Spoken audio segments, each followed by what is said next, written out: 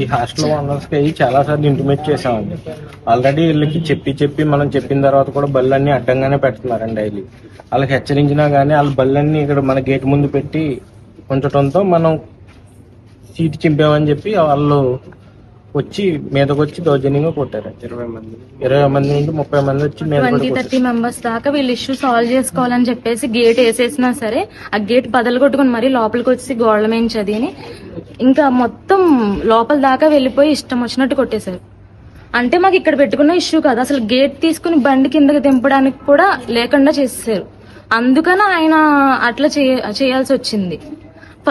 ప్రతి day inform చేస్తూనే ఉన్నాము, కానీ ఎటువంటి మార్పు లేకుండా కంటిన్యూస్ అట్లానే పెట్టేయడం వల్ల మేము ఇష్యూ అలా సీట్ చింపడం జరిగింది. దానికి వాళ్ళు చంపేసేదాకా కూడా వచ్చేసారు లోపలికి. 20-30 మంది కలిపి హాస్టల్ అందరూ కలిసి వచ్చి చాలా దారుణంగా బిహేవ్ చేశారు. ఆల్రెడీ వాళ్ళ వల్గర్నెస్ గురించి అన్ని చాలా సార్లు ఇన్ఫార్మ్ చేశాం, కానీ ఎప్పుడు రెస్పాన్స్ లేదు.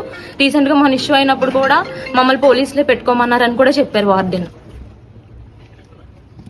సిగరెట్లు అయ్యి కాల్చడం, లేడీస్ ఉన్నారు పిల్లలు ఉన్నారని కూడా మినిమం లేకుండా బిహేవ్ చేయడం, ఇన్ఫార్మ్ చేసినా సరే అట్లానే ఉండడం, డ్రింక్ చేసి బాటిల్స్ అవి పాడేయడం, అక్కడ విండో దగ్గర ఏమో బెట్టింగ్ గేమ్స్ అవి ఆడడం, వల్గర్ మాట్లాడి గట్టిగా మాట్లాడి మేము లోపల డోర్స్ వేసుకుని ఉన్నా సరే వినిపిస్తున్నాయి, అంత వల్గర్ గా మాట్లాడుకున్నారు. వెళ్ళి కంప్లైంట్ చేస్తే మాకేం వినిపించలేదని సింపుల్ గా చెప్పేస్తున్నారు వార్డెన్స్ కూడాను.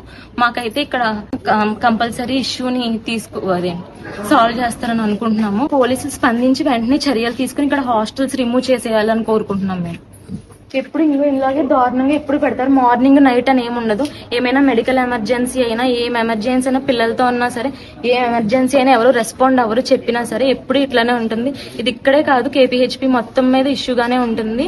వెంటనే దీనికి స్పందించాలి. ఏదైనా మెడికల్ ఎమర్జెన్సీ అయ్యి మా ప్రాణాల మీదకి వస్తే ఎవరిది రెస్పాన్సిబిలిటీ? ఇలా ఉండటం వల్ల చాలా ఇబ్బంది అవుతుంది. దీని వల్ల మేము చాలా స్ట్రగుల్ అవుతున్నాం. ఇది పోలీసులు, మీడియా ప్రతినిధులు మొత్తం అందరూ కలిసి దీన్ని సాల్వ్ చేసి ఈ ఇబ్బంది లేకుండా దీనిపైన తగు చర్యలు తీసుకుని ఇబ్బంది లేకుండా చూడాలని మా హస్బెండ్ ఇంకో దగ్గర కొట్టారు. బాడీ మొత్తం కూడా ఎక్కడ పడితే అక్కడ బైక్స్ మీద అది పడేసి మరీ కొట్టారు. వెనక షర్ట్ అయింది చింపేసి ఎలా పడితే అలా లాగేసి ఇటు పడితే అటు పడేశారు. మా బ్రదర్ కి ఏమో ఇక్కడ ఇంజూరీ అయ్యింది. వీళ్ళు ఎంత ట్రై చేసినా సరే ఆగుదామని తిన హ్యాండ్ కూడా బ్రేక్ అయిపోయింది. ఆల్రెడీ వాళ్ళు ఎంత ట్రై చేసి డోర్ క్లోజ్ చేసుకున్నా సరే వాళ్ళు బద్దలు కొట్టుకుని మరీ లోపలికి వచ్చారు. 30 మెంబర్స్ దాకా వచ్చేసారు. హాస్టల్ వార్డెన్స్ కూడా ముందుకు వచ్చి ఎవ్వరిని ఆపలేదు, ఇంకా ఎంకరేజ్ చేశారు. అన్ని హాస్టల్స్ కలిపి గట్టిగా అరిచి వాళ్ళని ఇంకా ఎంకరేజ్ చేశారు. ఆ 30 మెంబర్స్ ని పోలీస్ వచ్చినప్పుడు కూడా అరిశారు. ఈవెన్ వీళ్ళు పోలీస్ స్టేషన్ వెళ్ళిపోయాక కూడా చాలా గట్టిగా అరిసి చాలా న్యూసెన్స్ చేశారు. వెళ్ళిపోయాక కూడా మీరేం పీకుతారు, మీరేం పీకలేరు, కంటిన్యూస్ గా ఇదే ఇష్యూ ఉంటది, ఎవరు ఏం పీకలేరు, పోలీసులు కూడా పోలీసులే పర్మిషన్ ఇచ్చారు అన్నట్టుగా చెప్పారు. వార్డెన్ అయితే వచ్చి పోలీస్ పేరు చెప్పి మమ్మల్ని భయపెడదామని చూస్తున్నారు. మాకైతే ఇక్కడ సేఫ్టీ అయితే లేదు, మమ్మల్ని భయభ్రాంతులకు గురి చేస్తున్నారు. మేము ఎంత ఓపిక్ గా పోనీలే అని చూస్తున్నా సరే వాళ్ళు ఇంకా రెచ్చిపోయి ఈ రోజు ఇక్కడ దాకా తీసుకొచ్చారు. అయితే కేసు పెడతారు, ఏం చేస్తారు, మామూలే కదా, అవసరమైతే మీ బిల్డింగ్ కూడా ఇచ్చేయండి అన్నట్టుగా మాట్లాడారు. కొట్టారయ్యా పాపం అందరికీ కొట్టారు.